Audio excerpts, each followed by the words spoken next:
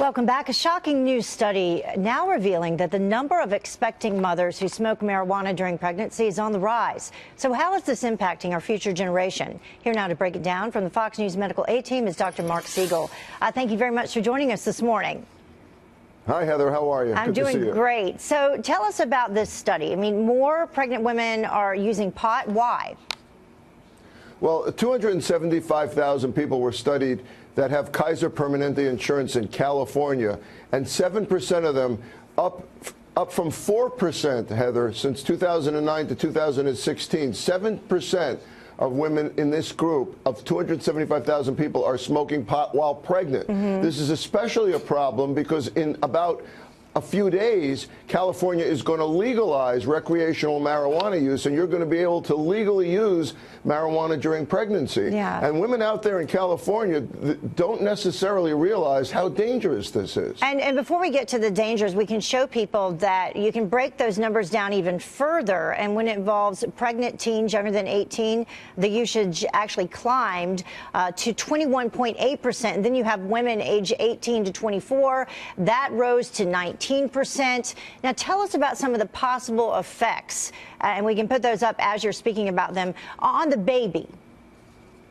You know, that's a great point that you made, that younger women are even more at risk here, that are using it far more often while pregnant, obviously not informed in this.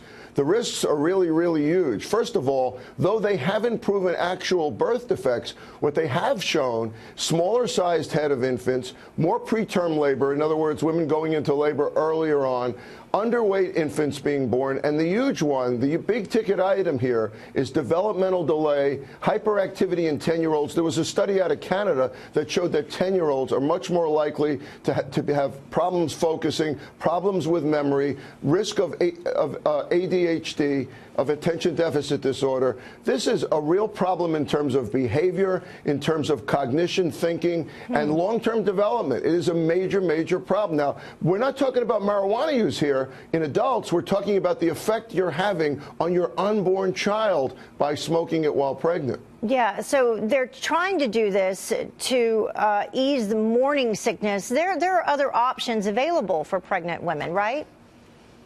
Well, look, morning sickness is not easy. Anxiety while pregnant is not easy. But the number one rule while pregnant, I tell all my patients, is don't take anything. Less is more. I mean, I'm not going to come on and authorize certain morning sickness treatments. You know, it's actually something that's very hard to treat. Yeah. But to use something that directly harms your infant, I'm not for that. I mean, staying well hydrated helps. There's certain anti-nausea medicines you can take. You can take Tums, you can take Mylanta, but you really, really have to be careful.